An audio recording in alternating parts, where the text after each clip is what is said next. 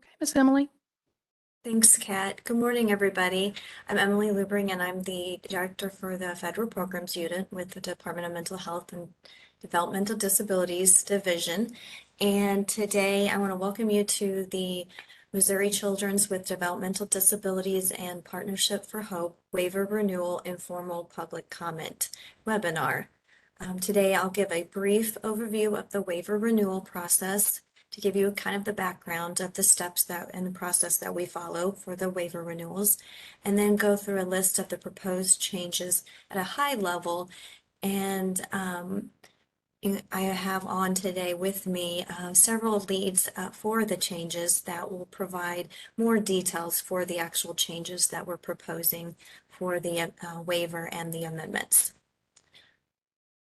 So I'll get started with the just an overview. The Department of Mental Health, DD, has 4 waivers, and that's the comprehensive, which is our oldest one, our MOCDD, community support, and partnership for hope, which is our newest one. And today, what brings us here today is the waiver renewal for process for the partnership for hope and the MOCDD waivers. Each of our home and community-based waivers are renewed every 5 years, and the Partnership for Hope and MOCDD waiver applications are set to renew next July 1st of 2023, so about a year out from now. And also we will be updating our comprehensive and community support waivers with amendments to align with the changes that are approved by CMS for our partnership and MOCDD waivers, so that we keep consistency across our waivers. The renewal process starts years in advance of our actual renewal date. As today, we're a year ahead for the renewal. And that waiver renewal process, we start with submitting evidence reports for our performance measures for each of our waivers that are being renewed, MOCDD and Partnership for Hope. That's submitted to CMS for their review. And then we have stakeholder input discussions and webinars, and we actually sent out a survey this year to collect stakeholder input. The division held 3 webinars that were facilitated by Janine and Barb with NASDs to engage and collect stakeholder inputs for the Partnership for Hope and MOCDD waivers. And then the next step is the informal public comment, and that's the step we're in right now. We take the proposed changes that have been added to the applications and put them out for public review for 30 days. Those documents have track changes in them, so you can see where the wording is changed, the additions or removals, clarifications, that sort of thing, are all in track changes in those documents. And those applications are available on our DMH website on the DD webpage under governance, and then you'll go down, about halfway down, you'll see where we have public comment for our waiver and amendments. The chat, or the link is given in the, I'm not sure I can copy and paste that, but we'll give you the link to that location so that you can review the applications. And today we'll give you that overview of those changes you'll see. The next steps after our informal public comment is we submit those changes to MoHealthNet, the Medicaid agency, to review those changes. They review them. They have to agree and approve with our proposed changes as the Medicaid agency, and then they will put the application out for formal public comment, and then submission to the submission of the waiver application to CMS, and eventually and finally the CMS waiver approval of our changes. So now I'm going to go through a high level and then invite our leads and our guests on the call today to go into more details on each of the changes. So remote supports is going to become a separate standalone service. Currently, it's part of the AT or assistive technology service. We'll add virtual delivery to the following employment services, and that's career planning, benefit planning, job development, pre-vocational services, and supported employment. We'll have some changes to the professional assessment and monitoring service, which is our PM service. basically some terminology changes from contractor to provider in that service definition. Our specialized medical equipment service will clarify and add the maximum limit of $10,000 per individual per year in the waiver. For our personal assistant service, we'll update and clarify provider types. Environmental accessibility, adaptation, home and vehicle modifications will also have updates to their service definition and limitations. And the shared living service will clarify providers of that service and update the provider requirements. So now we'll jump into the details of those changes. And I have Holly Reef on call today. Dwayne Shoemate, myself, Shelley Brown, and Wanda Crocker will provide those updates and details. So Holly, I'm going to hand it over to you to give us an update on the remote supports. Thanks, Emily. So as Emily stated, remote supports is going to be a standalone service separate from assistive technology. It will have its own service code as A9999GT and its own waiver cap, which we'll talk about a little bit later. Remote supports is a technology service, and it'll still be similar to what we've seen and experienced since 2012. I wasn't going to read the whole slides. They can read them. 3 of the 4 components that we're currently working through with assistive technology will be part of the remote support services. So consultation, equipment, and service delivery are all going to be part of remote supports.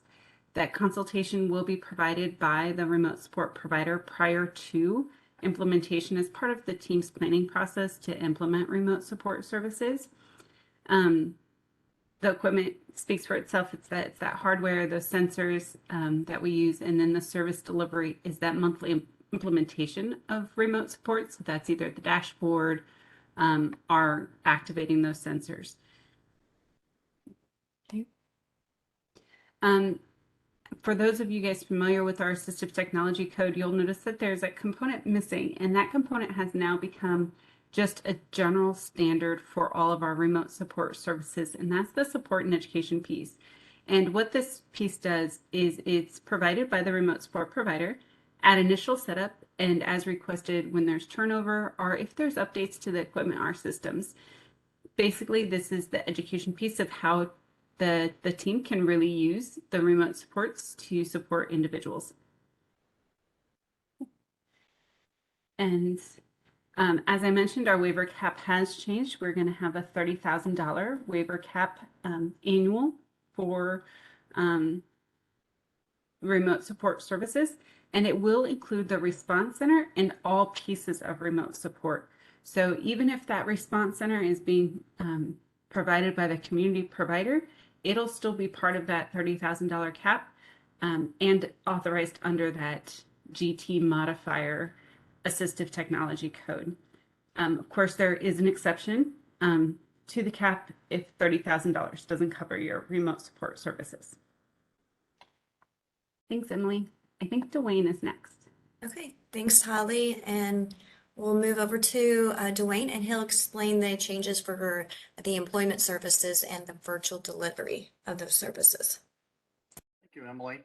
So as Emily had mentioned at the beginning, in these waiver renewals, we are looking at adding virtual delivery of services to benefits planning, career planning, pre-vocational, job development, and support employment services. As we have seen through the pandemic, we've seen a great value of individuals being able to access service providers who may not be necessarily located in their own community, but also the opportunity to use virtual delivery of supports and services to promote independence and optimize autonomy in the workplace. Prior to the pandemic, we had already had elements within our employment services where the individual did not need to be physically present to deliver the services. And so we're simply ensuring that we've embedded the ongoing ability to deliver services through virtual delivery settings. So in the waiver application, what we're simply doing is clarifying when these services can be delivered and assuring that it is being delivered based upon the individual's informed choice and not just necessarily out of the provider's convenience. So as you can see here, we do need to ensure that a provider who's delivering virtual delivery of services, that they are using a HIPAA compliant platform that will need to be identified in their their handbook. Also, it is based upon individual choice, and that it is being delivered to assist the individual with improving their own functioning, their ability to enhance interaction and to support meaningful relationships.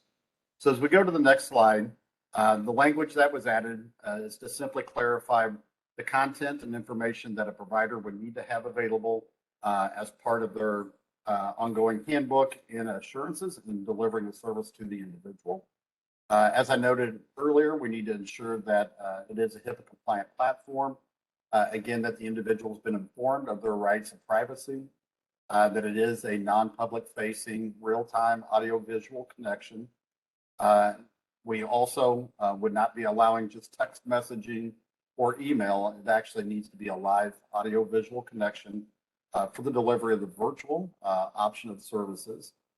The individual could be utilizing their own device or the device that's provided to them by the provider.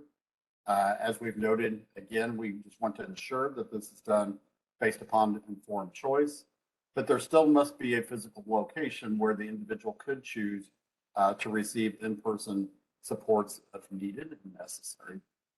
As we go on to the next slide, just kind of continuing some of the requirements for delivery. Again, the individual always has the option to opt out of the services. We need to ensure that this has been something that's been selected by the individual as part of their person-centered planning process, and that the provider has policies around how this service would continue, the training that'll be provided to the staff in those circumstances, and how they're going to assess whether or not it's appropriate for the individual. Also, in case there is a health or safety need for the individual, the provider would need to also identify how that support would be provided to the individual. And with that, we will transition back over to Emily. Thanks, Dwayne. The next change that I'm going to go over is the professional assessment and monitoring change. As I mentioned earlier, it's pretty simple change as far as we're changing in the terminology of the definition contractor to provider in that service definition. And a reminder that the PAM service is available in the Partnership for Hope, Comprehensive, and the Community Support Waiver, not in the MOCDD waiver. The next change that I wanted to go over was the specialized medical equipment, where it's not really a change technically because this says 10,000 has been our limit, and it's been in the waiver manual. It's part of the MMIS Medicaid claims maximum. What we're doing is just putting clarification in the waiver to also identify that $10,000 per individual per year maximum. And you'll see that currently our waiver says that we have a limit of 7,500 with an exception allowed. And so we'll add that exception language to include the maximum limit of $10,000.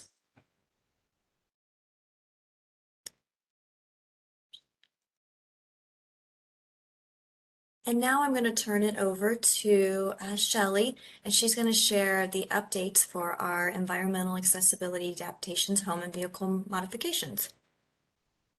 Thanks, Emily. We have just a few simple changes, some clarifying language that's going to help streamline the definition for service delivery. So one of those first ones is just the cleaning and removal of waste, debris, or appliances from the environment. This is going to be inserted just so it can be directly related to the construction work of the modification, and to clarify that it is not permitted as a standalone service. There's also some changes in regards to the vehicle accessibility adaptions. Adaptions may not be furnished to adapt vehicles that are owned or leased by providers of waiver services. So this is to match the language that we have for the home modification, in that any Home that is provider owned or controlled cannot receive an EAA service, and this will stand true for the vehicles as well. An additional vehicle clarification is adaptions I'm sorry, let me back up. Vehicle adaptions are specifically excluded in the waiver. Regularly scheduled upkeep and maintenance of a vehicle, except upkeep and maintenance of a modification funded by this waiver service. So regular maintenance of a vehicle is expected to be covered by the individual. So such things as an oil change is considered to be regular maintenance. However, maintenance to a modification will be considered only for those modifications funded by the waiver. So if someone purchases a vehicle with modifications and the waiver was not accessed to purchase the modification, the waiver cannot be accessed to maintain that modification. Next slide. Okay. The assessment, consult, and final review of the EA work performed by the occupational or physical therapist is billed at the same quarter-hour rate as correlating waiver therapy service contracted unit rate, and combined may not exceed 48 units. So we utilize the OTPT eval, which is service code S5165TC, anytime we need an evaluation completed in order to request an EAA modification. We've also discovered that there are times when OT or PT needs to be utilized throughout the course of that job completion. So if that is the case, we did put a cap in there of 48 units per job, which would include evaluation and any follow-up that's required. It's also important to know that this will continue to be included in the overall modification amount. So for example, if you were to authorize this service at $1,000, being that our limit is $7,500, you still have $6,500 to use for the actual home modification job. Service and repair to modifications funded through this waiver are limited to $500 annually. So this is consideration for specific service and repair needs to a previously installed modification. However, this would not include generalized repair and maintenance as is in context with the current definition. So just a few clarifying language updates and a few changes in there that will hopefully help streamline some of the processes. I'll give it back to you, Emily. Thanks, Shelley. The next section is our personal assistant, or PA, changes or clarifications, and I believe we have Wanda on the call to go over those changes. Good morning, everybody. Just a few changes to personal assistance. In the waiver application, we are required to specify the type of service provider eligible to provide each service. The prior version of personal assistance provider type was very limiting, only allowing a provider whose contract included rehabilitation or ISL, individualized supported living, to also contract for personal assistance. So we have expanded the provider qualification to include additional provider types, therefore expanding the amount of providers who might contract for personal assistance. So we have added provider type community networking provider. We have added individual skill development provider, group home provider, and shared living provider. So what that means is any provider with that service on their contract who is certified for that service may also contract for personal assistance. So while we added 4 clarifying provider types, we also removed 1. We removed assistive technology provider. Previously, that was included in the waiver definition, as that is how we were funding remote response centers associated with remote support. Through our last waiver renewal, we removed the response center associated with remote support from the personal assistance, and we added it to the general assistive technology code A9999GT. So sorry, I'm having difficulty formulating words today. So any authorization needed for a response center would now be authorized to the remote support code instead of to personal assistance. Next slide, Emily. I'm also going to go over the shared living changes. We made some minor changes to this definition, but very meaningful.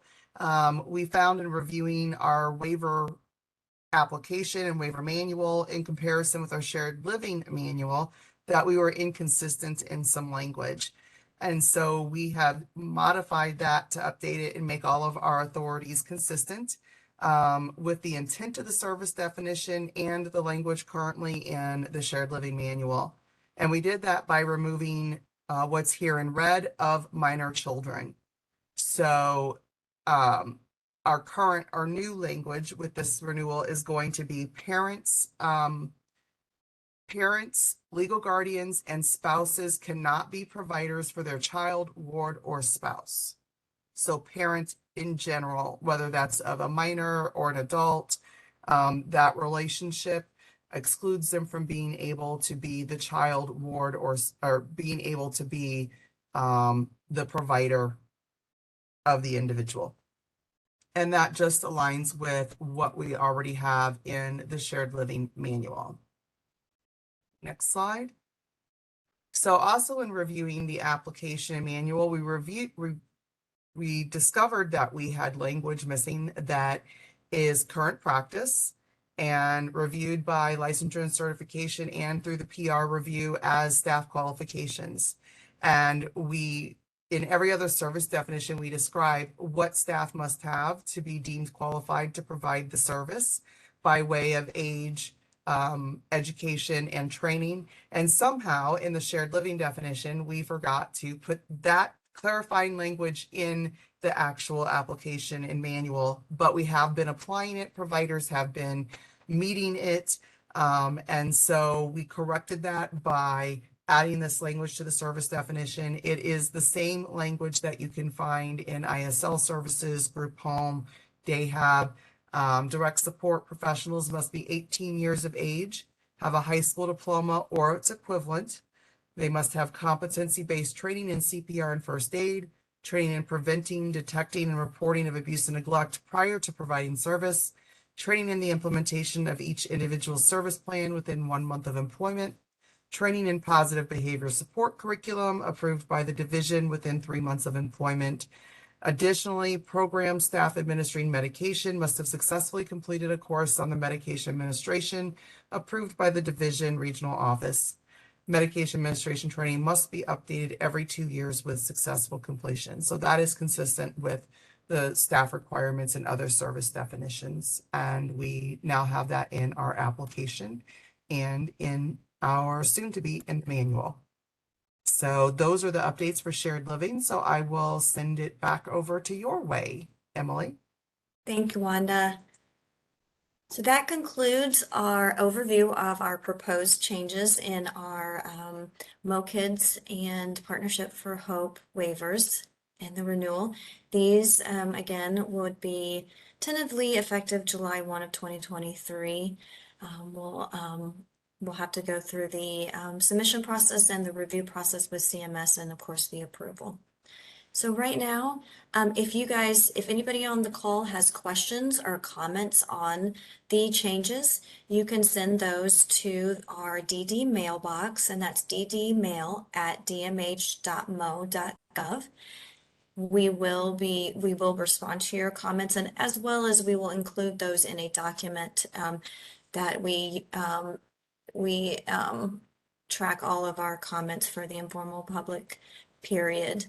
So I am not seeing any comments in the chat, but I know, Kat, sometimes you get them before we do.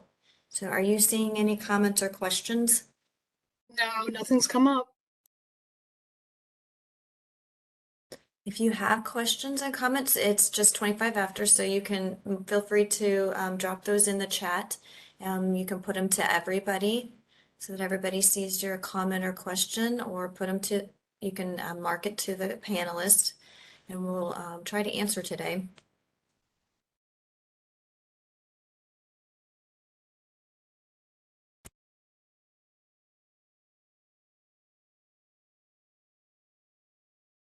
I do have a question or a request to go back to the EAA slides.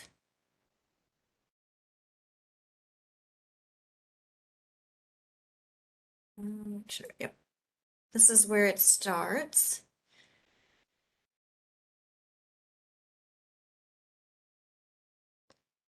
And I will go to the next one here in a second. I want to give whoever requested that a chance to take a look at that.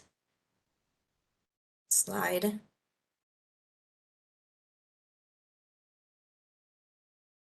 And I will go ahead and go to the next slide. And these will be available after the webinar, posted on our DMHDD website under the, I want to say previous webinars.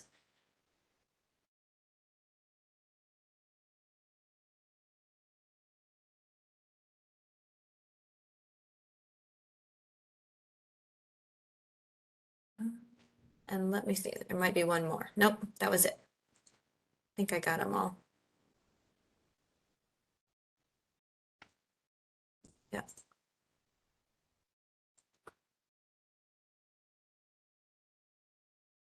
Any other questions or requests to see slides again?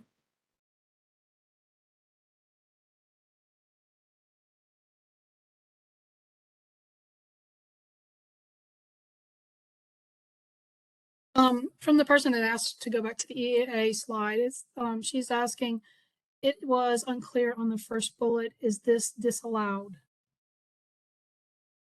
Is that the cleaning maybe? I'm trying to see, what's the other one? Okay, yeah, I would say it's this one. Cleaning and removal of waste, debris, appliances from the environment not related to construction work approved through this service is disallowed. So cleaning, removal, waste, debris, appliances from the environment, the property is not allowed.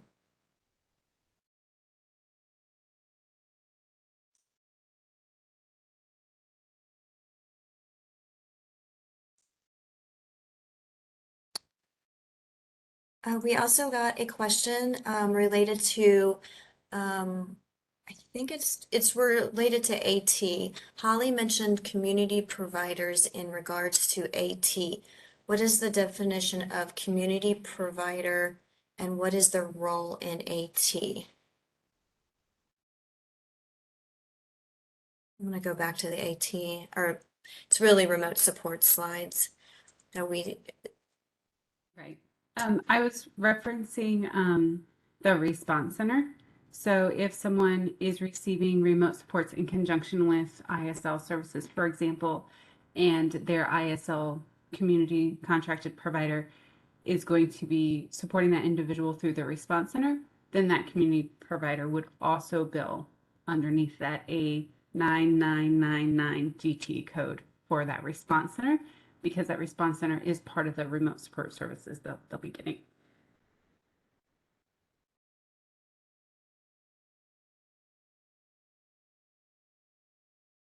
Thank you, Holly.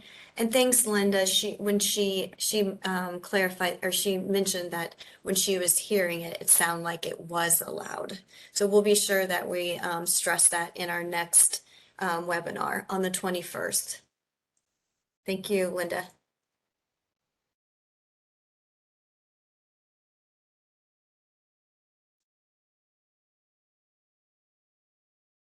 Okay.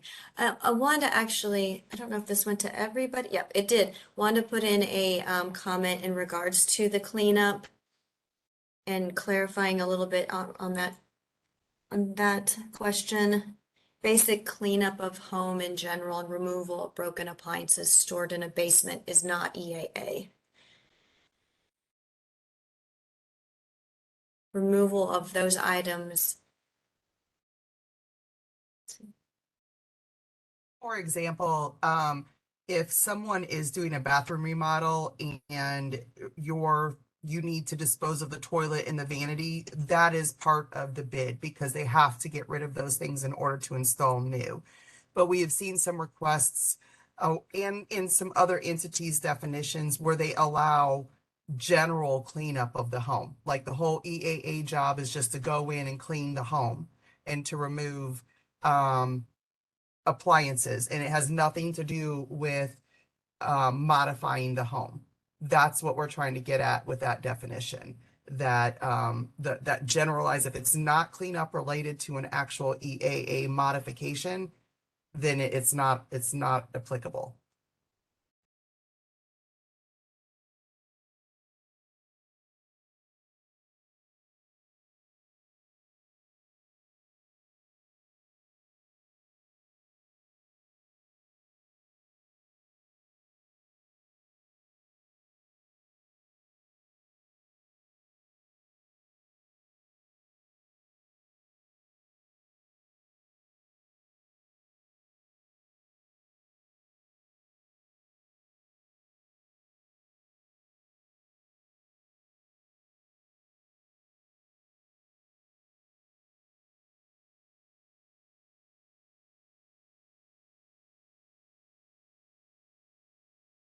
Okay, well, I'm just waiting to see if we get any more questions or comments.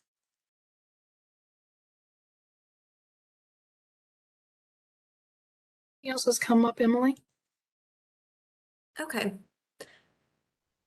Just remind everybody, I'm going to go to that slide, sorry, moving forward, about our DD mailbox. So you're more than welcome to shoot us an email if you think of something after the presentation that you meant to ask us or came up later on you thought about with these changes. You can send that to ddmail@dmh.mo.gov. And I appreciate your time today, and I appreciate everybody joining, our leads joining to help with the explanation of our proposed changes. We have another one scheduled on the 21st of this month. Thank you, guys. Bye.